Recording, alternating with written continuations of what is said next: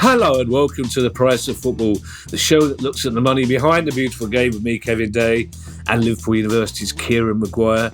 I mean, Kieran, I'm surprised if our audience can hear us over the noise of the poppers going off and the candles burning and the balloons being inflated and the cake being eaten, because it's a big day, Kieran. It's a big day, big exciting day for us, isn't it? It is.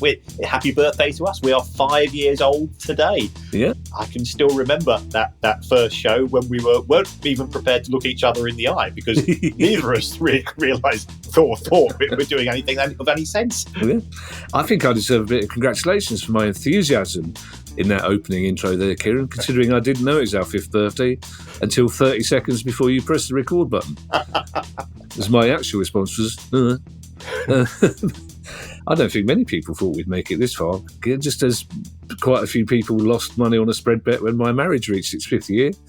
Nobody thought the pod would have reached its 5th year. How have you been in this?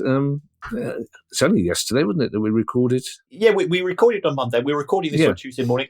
I think it's been quite a busy 24 hours for me. Yes, we are recording this on Tuesday morning, but luckily, Kieran, for once, I don't think that makes a difference because there aren't going to be any bigger news stories that come out the rest of the week that have come out earlier in the week. And we start with two of them. Now, normally, the European Court of Justice case would have been number one. But yesterday, everything went a bit crazy with the announcement of the verdict in the Man City legal case against the Premier League, Kieran. Now, perhaps you could give us a little bit of context and what it means, because everyone's now speculating what it might mean for clubs like Brighton when it comes to shareholder loans. Yes, there's an awful lot to unpack. 160 plus pages was the Commission's report. It was very detailed. Just to put it into context, Manchester City brought charges against the Premier League in a case where they used the phrase tyranny of the majority, which initially I think I did have a bit jesting about, but it does sound like Muse's third album. That type of thing. But you can understand they feel that they were being marginalised and targeted. It goes back to 2021, where very, very soon after the Newcastle takeover, the Premier League introduced new rules and it created something called an associated party, which an associated party, the old rules used to be the equivalent of doing things with your family. The new rules effectively meant that the Premier League could stick its beak in for any transactions involving perhaps any bloke that you might see down the pub or you might be on nodding terms with when you walk your dog. And I think some of the evidence that was shown where an email went from a Premier League club signed on behalf of that club and 10 others to the Premier League with reference to Gulf states. So clearly, these clubs had the frighteners on. Fair play to the Premier League's lawyers, where they managed to convince the Commission that the word Gulf states could mean any club with American owners as well. Yeah. That seemed to me to be a bit tenuous. Yeah. But I'm not a lawyer. There are Gulfs in America, Kieran. That's true. Gulf of Mexico. Gulf of Florida, yeah. So, yeah. Petrol. They got Gulf petrol stations. Yeah. I'll take it back.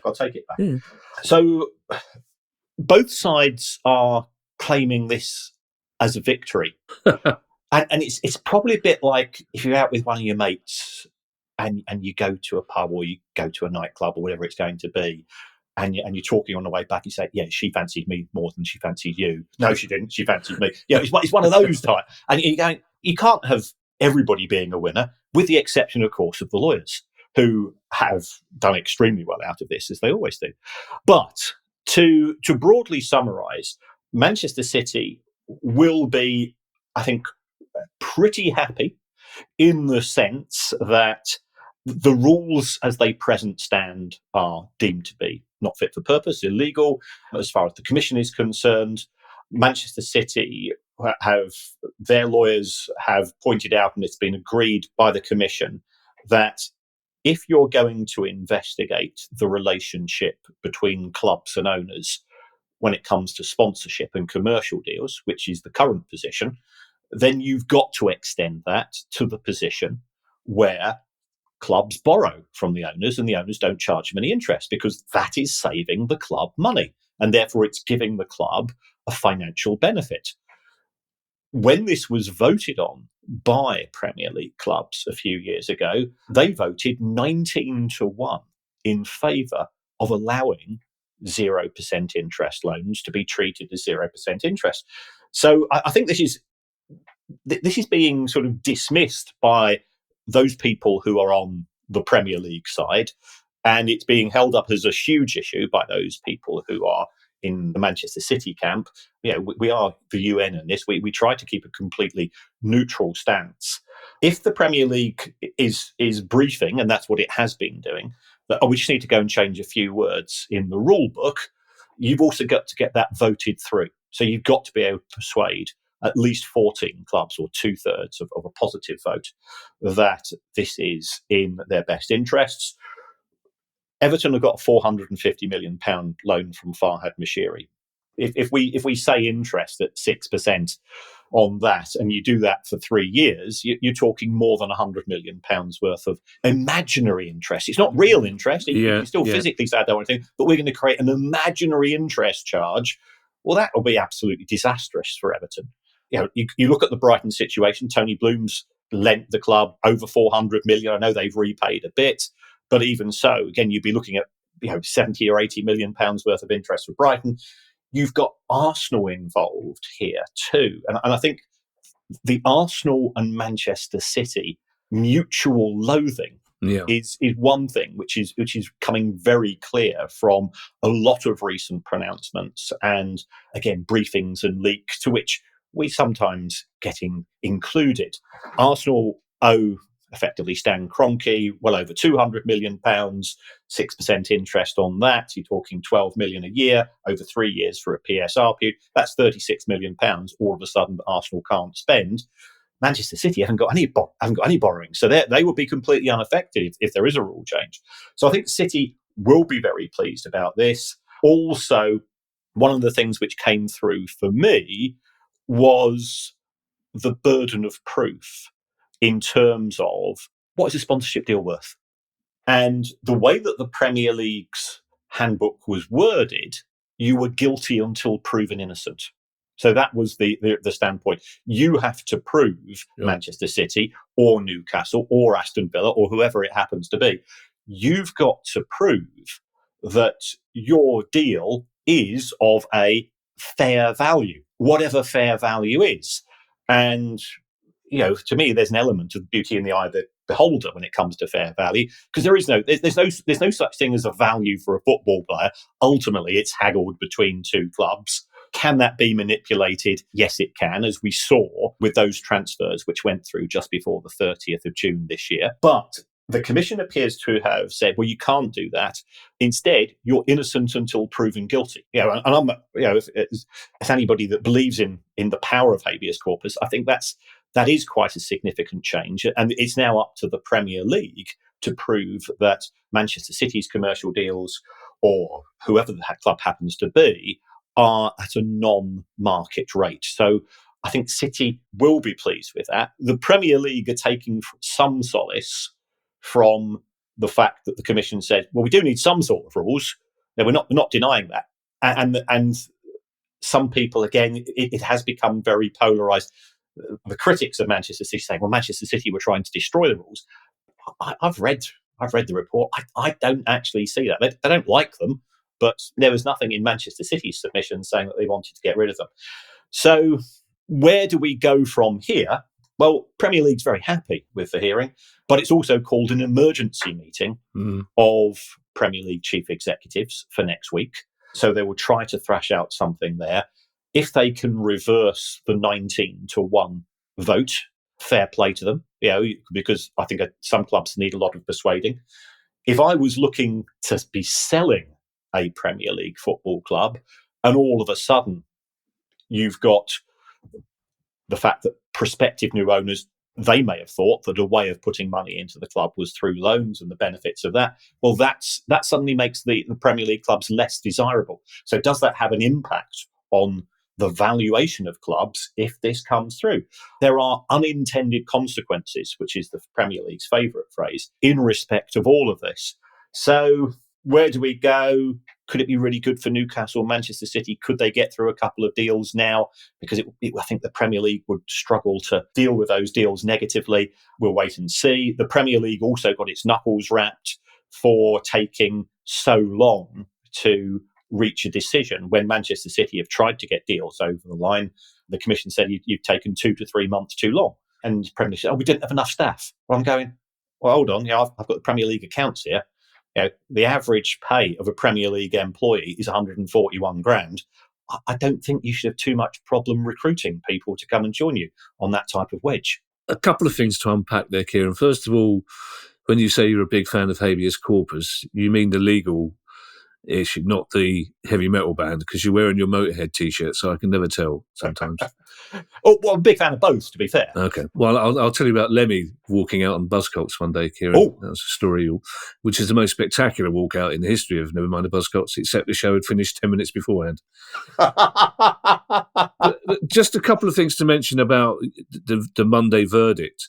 First of all, despite what some people are still thinking, this is not the 115 charges that is still. This is a completely different case, which a lot of us didn't know about until a couple of weeks ago, I have to say. A case that Manchester City took against the Premier League. So the 115 charges are still being investigated. Right. Yes. Secondly, there was a rather plaintive message on one of our Palace WhatsApp groups yesterday from Jim Daly, who hosts 5-Year Plan, who I love, basically saying, can anyone explain this as though they were talking to a 5-year-old? So it's one of those rare occasions, Kieran, when I thought I could step up and do that when it comes to football finance. So essentially, my understanding is that you can keep associated party transfers, but the interest-free loans will have, you can have both or you can have neither. Is that right? So yes.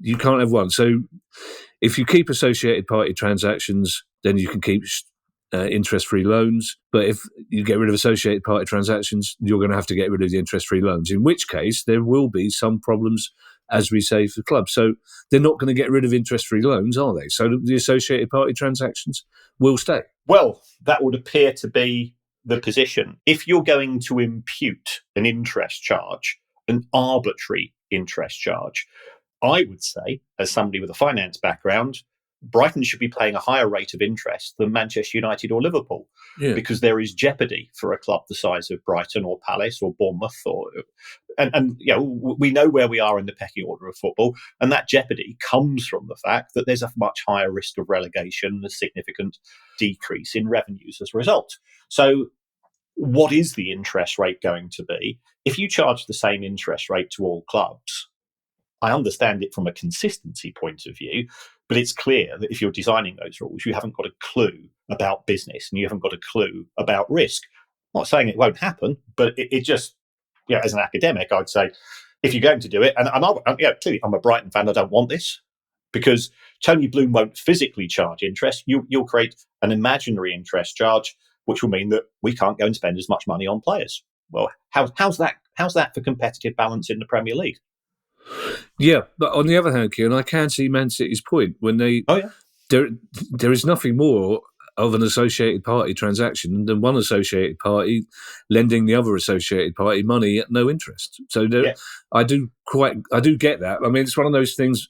What I don't get is people like Martin Samuels and the Times arguing that this is a rousing victory for Man City. It doesn't seem to be a rousing victory for anyone, but also arguing that this proves that the Premier League is not fit for purpose, but still doesn't need an independent regulator. That's what I don't get, because we've seen with the Leicester charges, we've seen with this case, we've seen, I'm sure we'll see with the 115 charges, that the Premier League can't govern itself at the moment. So it really does need, and oddly enough, an interview that we just recorded this morning to go out on Friday, but a chap called Alex Finn, called the godfather of the Premier League by the Sunday Times, for reasons you'll hear in the interview, was really interesting on the fact that we urgently need an independent regulator. And this is from the guy who helped found the Premier League in the first place.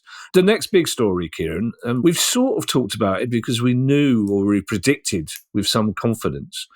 Talking of predicting with some confidence, Kieran, I'm supposed to be working tomorrow, but maybe I should take the day off because at some stage our hamper will be arriving from Producer Guy, presumably. We'll be getting a big 5th birthday hamper, won't we, from Producer Guy, surely? You would have thought? Well, I'd settle because it's almost Christmas. And I've just seen that they've started selling the big tubes of Smarties, which really makes me feel like so seasonal. I don't know if I should reveal this, Kieran, but you know that 1st of October, I make an annual trip to the John Lewis Christmas shop just to get myself in the mood and just seeing the quality stuff. You can pick your own quality streak, Kieran. You can have a whole canister of maroon ones if you want.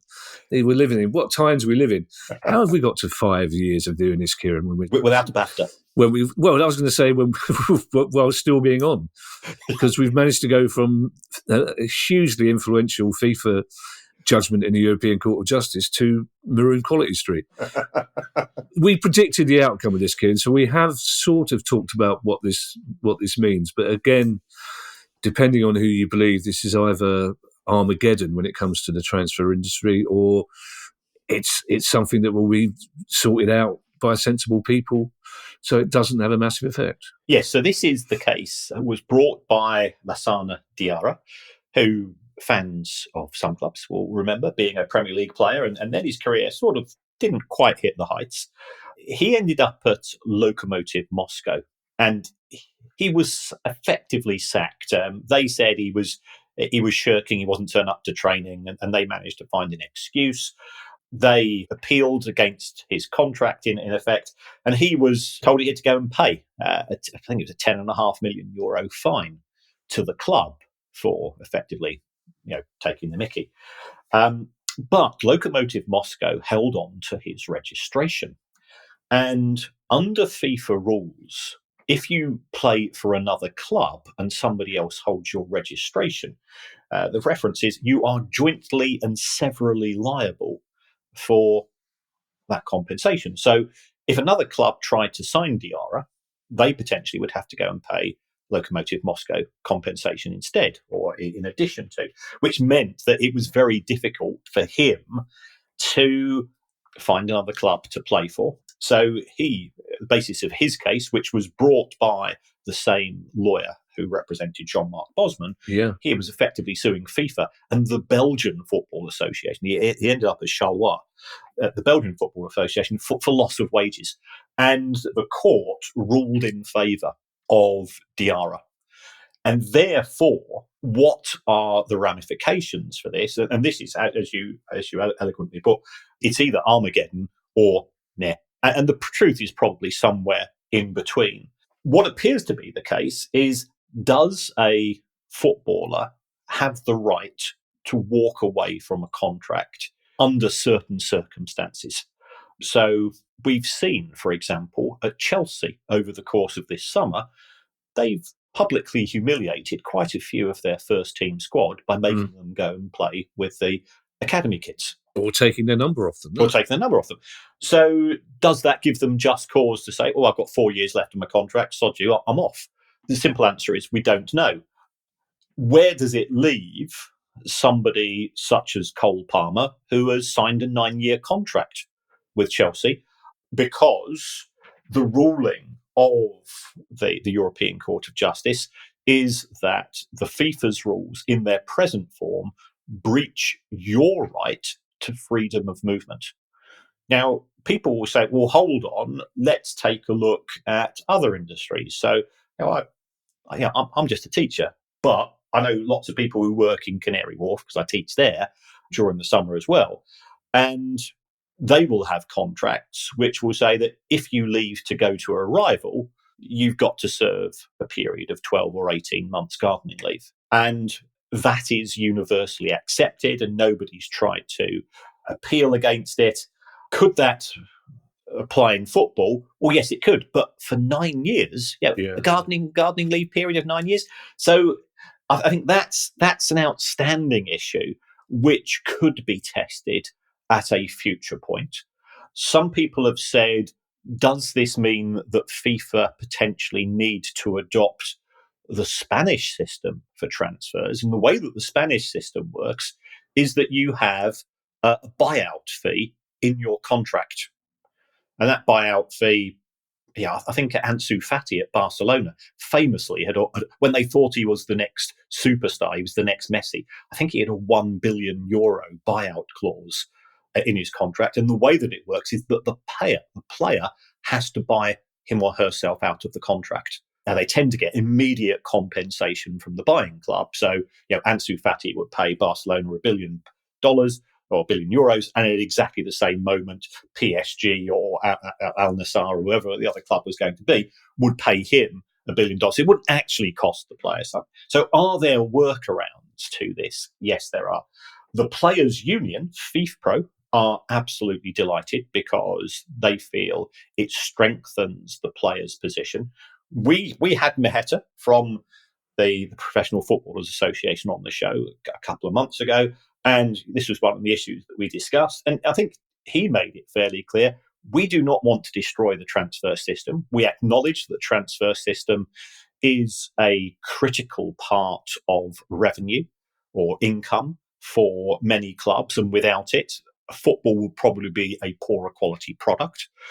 But this verdict allows FIFPro to now get round the table with FIFA to change the rules and allow some form of collective bargaining agreement. Because if the players' union signs up to this, then any player within a union would be able to benefit from any changes in the rules. So in both of these cases, everybody's claiming victory, but it is far more nuanced than that.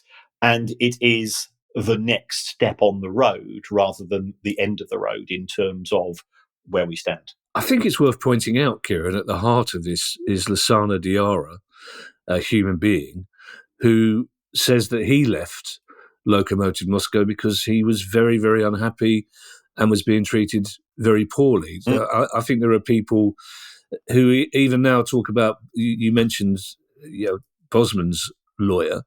There are people even now who look upon Bosman as a mercenary chancer when that simply wasn't the case. And it isn't the case with Lassana Diarra. He didn't make this move in an attempt to change the way the transfer system was utilised. He did it because he was an unhappy person at a club that were making him more unhappy, and he got out of there. I think it's very important to remember that. And I think also as well, Kieran, we've discussed it in some detail. We do have Nick DeMarco coming on in a couple of weeks. So I think this is an issue that we can very much discuss with him as well to get further nuance. And if there's anybody who can give us further nuance than anything, Kieran, it's Nick DeMarco.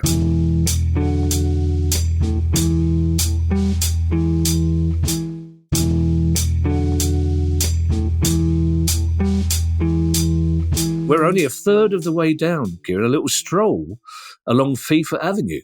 Because there's another FIFA transfer story involving the Club World Cup things, which, as each week goes by, I'm determined that this competition is not going to happen, Kieran. This podcast is going to celebrate its 6th birthday by bringing the Club World Cup to an end. Never mind the hamper. I'll take the hamper, but the news that the Club World Cup's not happening will be our best birthday present ever this time next year. Yes, because the FIFA World Club Cup is taking place effectively June, July, FIFA have said we're going to bring forward the start of the window for those clubs. So that will affect Manchester City and Chelsea.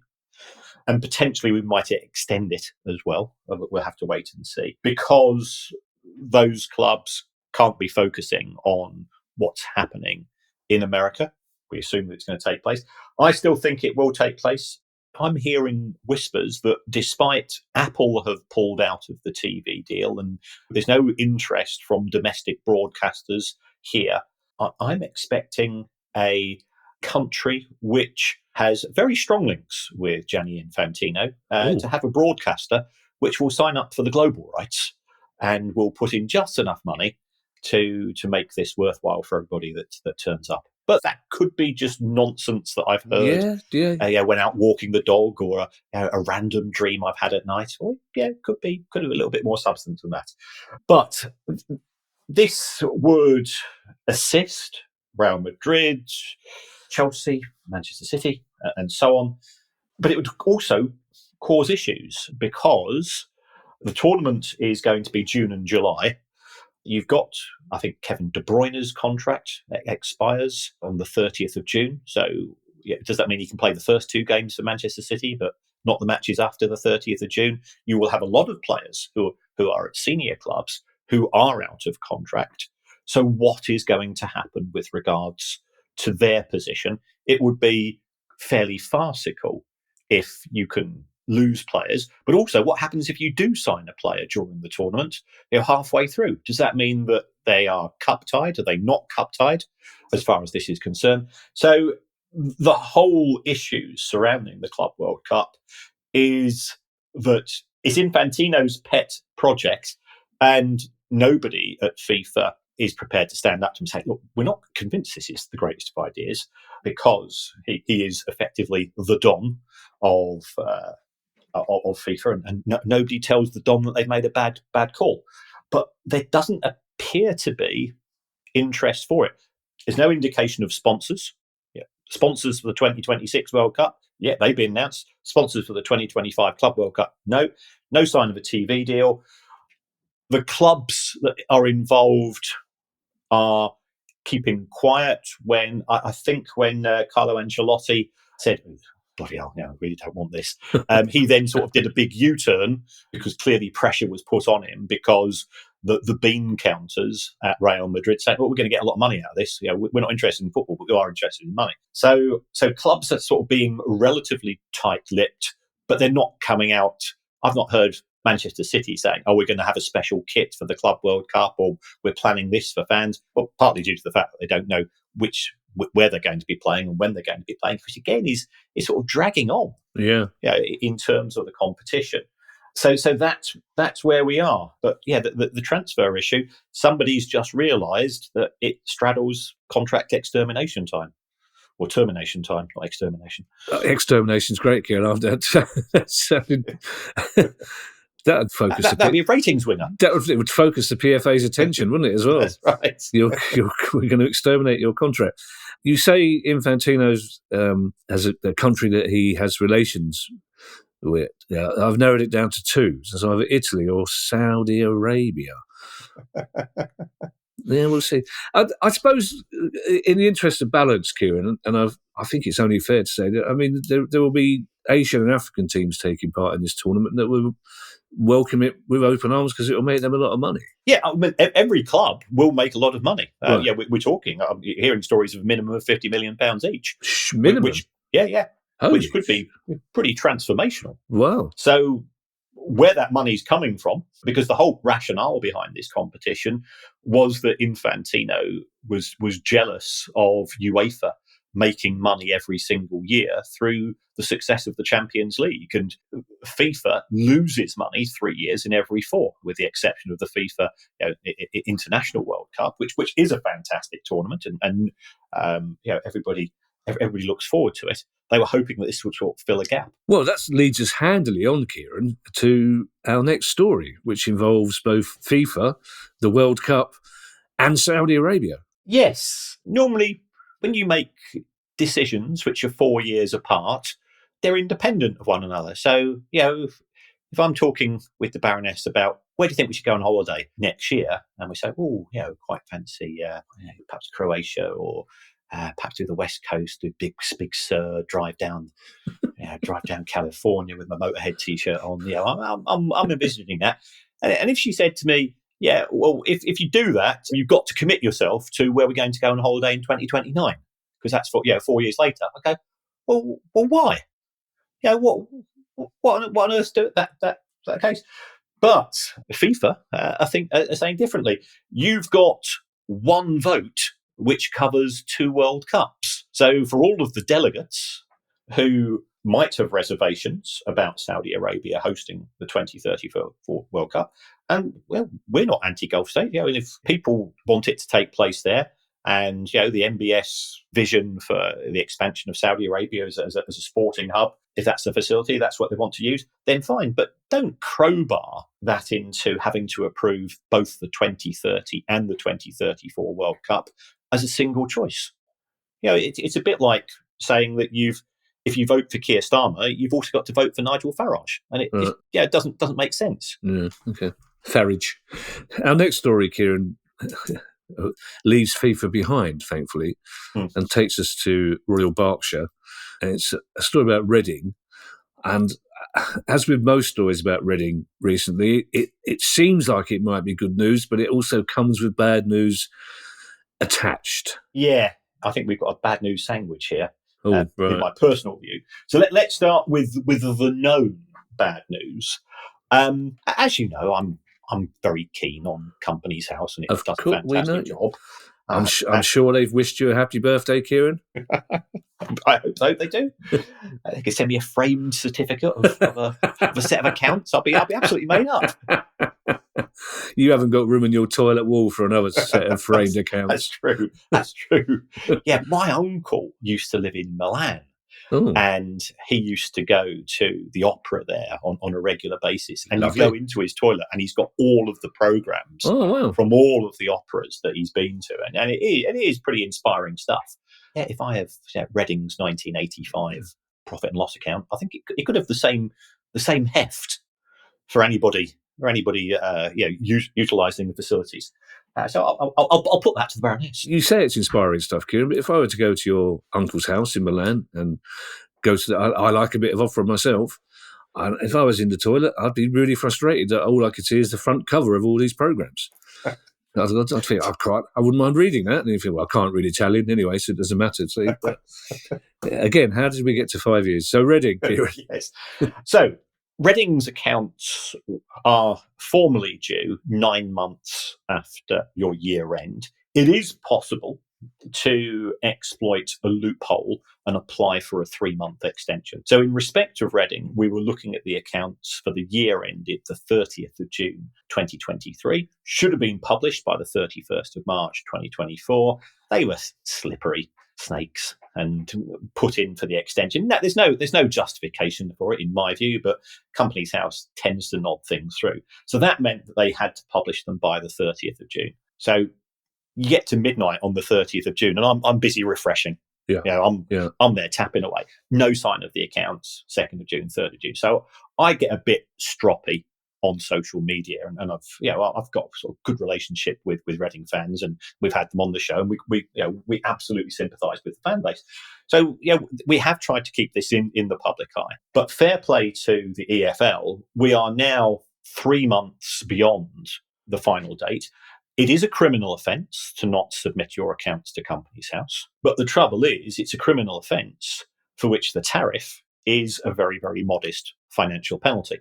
Now, in theory, Companies House could take you and put through a winding up order or try to disqualify the directors, but they've got so much on their hands. It's one of those things that, it's a bit like if a policeman spots you doing 32 miles an hour in an urban road. They've got better things to do with their time than actually prosecute. But the EFL has clearly reached the end of its tether as well, and it's now imposed a transfer ban on Reading for non-submission of the account. So I very much applaud that. If it'd been left to me, I'd have brought it in earlier or put pressure on the club. But to be fair, Reading needed all the help that they could get during the summer. The other issue, which on the face of it is the good news, is that they have entered into a new period of exclusivity with an unnamed buyer to acquire the club from Die Jonge. We did speak recently about Rob Cohig, the former owner of Wycombe, wanting to buy the club.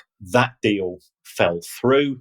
Why it fell through, we've not really got any information. He lent the club £4 million.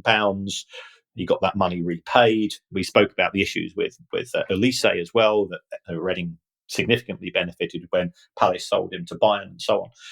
So Reading aren't naming the buyer. Our sources have suggested, with a fair degree of confidence, that the prospective buyer is an unnamed businessman from Hong Kong who, according to my source, and I'm reading this direct, he's effing skint. Okay. This does mean that there could be complications in terms of the owners and directors test, because Do you have a criminal record? That's a low hurdle, you would think, for 99.9% of people. The other issue in satisfying the EFL's position is that you've got to prove that you've got the funds, and then you've got to show source of funds.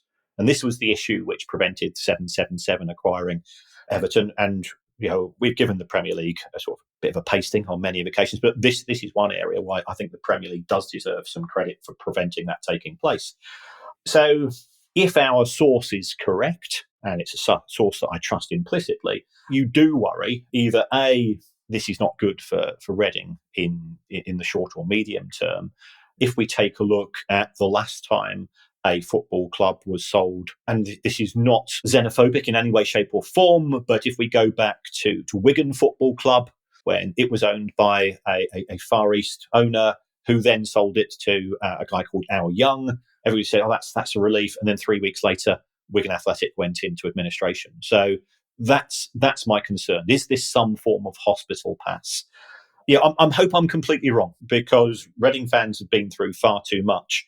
But normally I'd say, well, it's one cheer or two cheers. I've got no cheers as far as this potential deal is concerned, because in my opinion, the people at the top of Reading are incompetent, rubbish, self-serving, and not acting in the best interest of the football club. A period of exclusivity, Kieran, is that open-ended, or are there EFL rules on how long that period can last? No, it's entirely down to the two parties involved. The EFL won't get involved, with the exception of the owners and directors test. All that you are doing here is that, again, this prospective owner is doing something similar to what we saw in the case of Rob Cohig, is that they are lending the club money to be able to go and pay its day-to-day bills during this period of effective due diligence and exclusivity. So in a way, this could be a tactic by Di Younger just to have a bit of peace and quiet for 3 months by going, well, there's nothing we can do at the moment because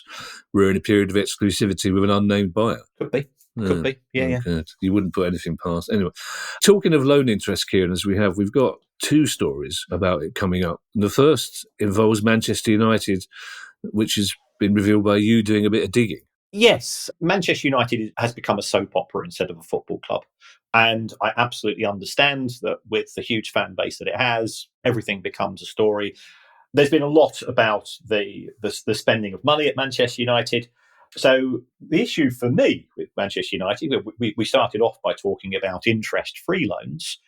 Well, Manchester United is a club which has never had interest-free loans. Until 2005, this was not a problem. If we take a look at Manchester United's account between the start of the Premier League and 2005, overall, it actually generated interest because it had cash in the bank. Then the Glazers came in and they bought the club. And all that I put out, and sometimes these things sort of develop a life of their own, is that since the takeover, Manchester United have paid £969 million in interest on those loans. And if you take a look at their accounts at the 30th of June 2024, the cost of the squad was around about £930 million. So it's, as a numbers person, it's something which looks quite a sexy quote. Yeah. But I can absolutely understand the frustration. I go on United podcasts like the Stretford Paddock, and they are good guys. They're good Mancunians. And Manchester United have had a lot of success. I've not got a dog in the fight, but you can understand the frustration and the anger directed towards the Glazers. And my view has been that Jim Ratcliffe should be renamed Jim Glazer, because he's an enabler. He's allowing the Glazers to carry on as the majority owners of shares. And be careful what you wish for. I love the fact that you say, as a numbers person, it looks like a sexy quote. Yeah, numbers and sexy doesn't really go together, does it? No. I've been looking for there's complete lack of arousal as far as I'm concerned, Kieran. I can't see anything remotely sexy. We discussed at some length the current travails of Inverness, Caledonian, Thisle last week, Kieran, but it seems that they are saving some money via the manager. Yes, Big Duncan Ferguson. You have to call him Big Duncan. Of course you do, yeah. Because in case you meet him. Yeah. In case you meet him, yeah. Yes. He's a very charming man. At the same time, I wouldn't disagree with him on any subject in any conversation. And I'm always remember the story of the two criminals who broke into his house, and and he sort of made a sort of a Charles Bronson type event take place, and I think they were lucky to just escape. He's a man who can look after himself. But fair play to him. He said that under the circumstances, his concern is for the long-term future of Inverness Thistle. They have put out effectively a GoFundMe. They're trying to raise £200,000. They are in a mess. I was talking to a Scottish journalist earlier this week. They never budgeted to be in the third tier of Scottish football. Yeah. Crowds are down to around about 1,500. You hear stories along the lines of they've got to deal with the kit manufacturer. They have to pay the kit manufacturer so much money each season that unless they sell at least 4,500 shirts, they actually lose money on the kit deal. And when you go, this doesn't. Now that could be just idle chit chat, but you go, that doesn't sound great. But they were losing 10 grand a week in 2023. They lost 20 grand a week in 2024. The club gambled on being able to sell some land, which a deal that hasn't come through, which would have bought them some time. And fair play to Duncan Ferguson. He not taking his salary allows them to buy a wee bit more time, but it's not looking great. No. And I think the fear is administration. Yeah.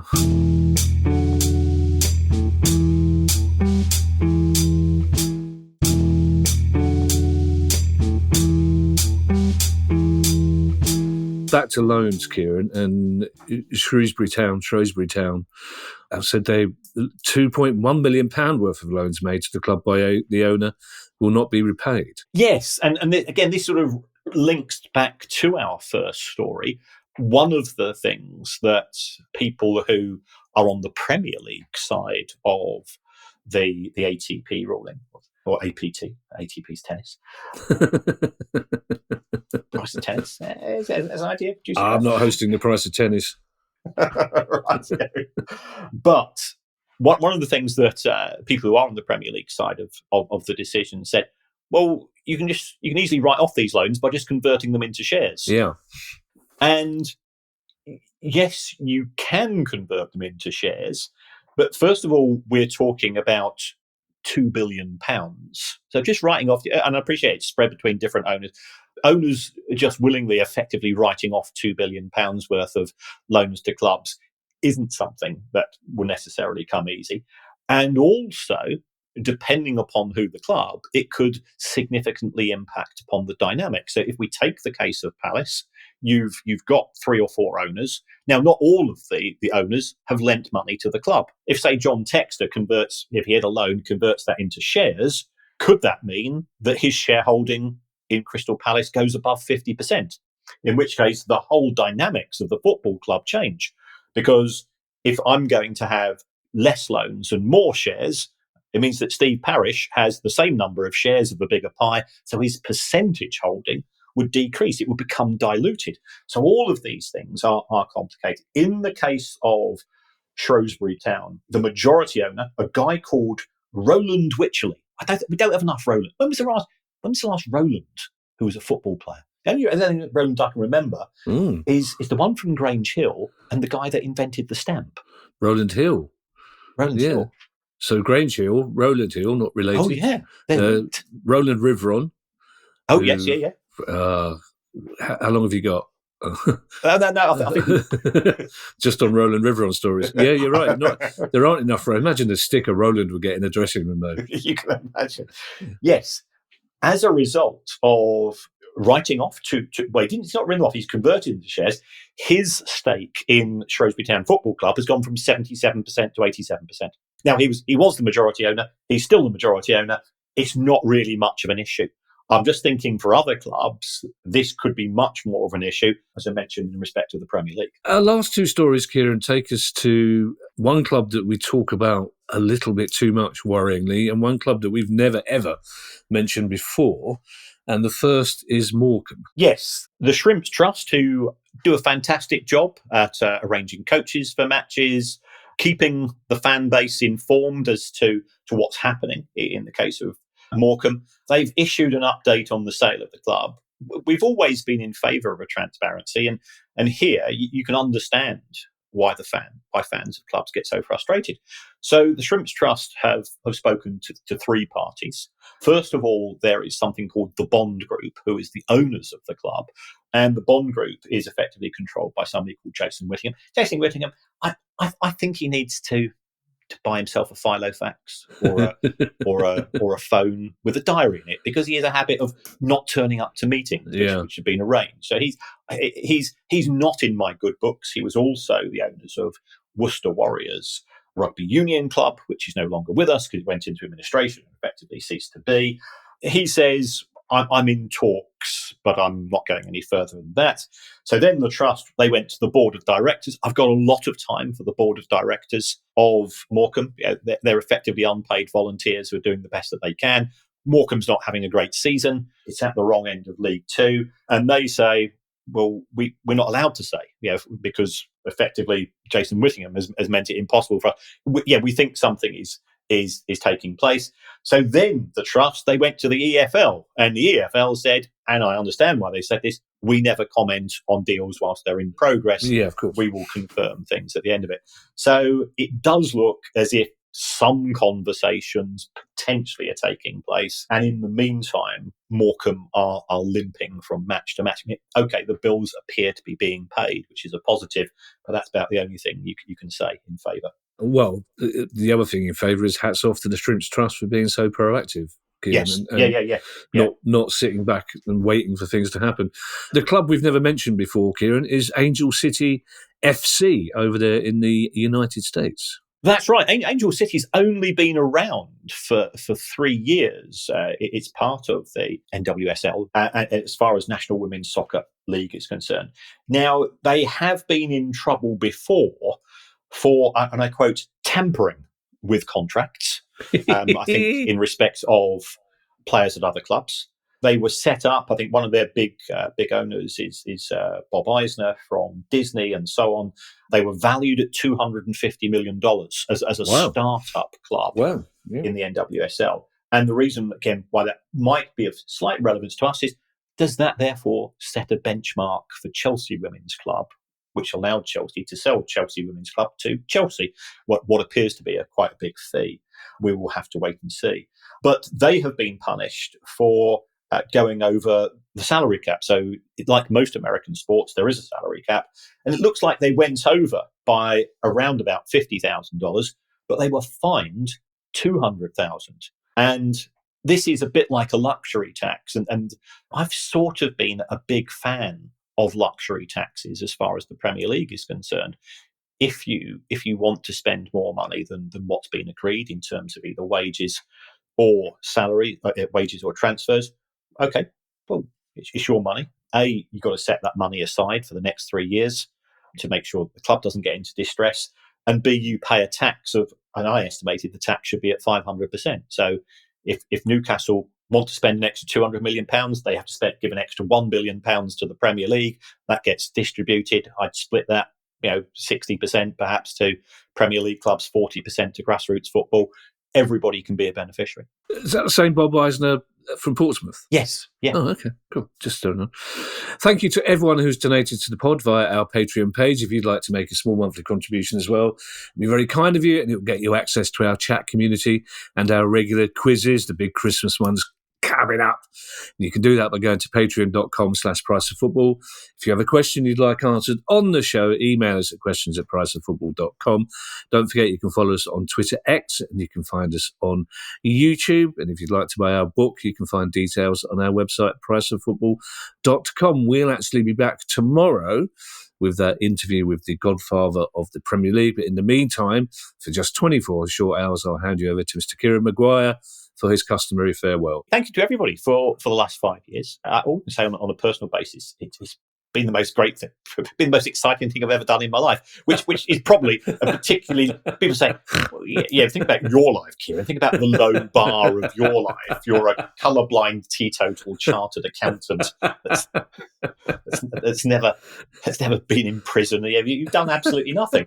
But I've absolutely loved it anyway. So as a way of celebrating our 5th anniversary, we are appearing at the Cheerful Earful Podcast Festival, which is taking place in their South London. So you can still get tickets. I believe there's still just a few available. And that gig is taking place on Thursday, the 17th of October.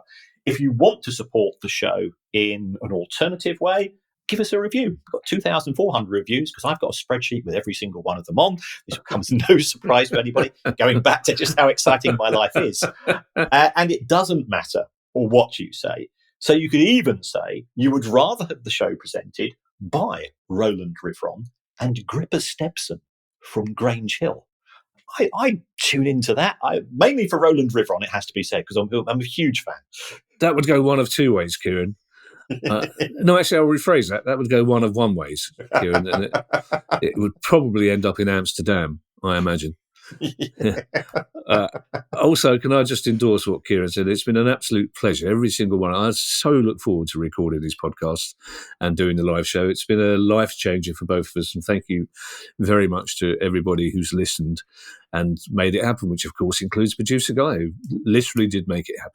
He is the man that convinced us we're the two biggest skeptics about the show. And then when he came up and said, yeah, I think we should have a listener's question show. Yeah. And we looked at, we're that part of, who's going to waste their time writing it? Well, we were so wrong. And that's why, as we always say, producer Guy, who we love to bits, he is the adult in the room when it comes to the price of football. Yeah, he's the only one who knows how to order a hamper, which is handy. The price of football.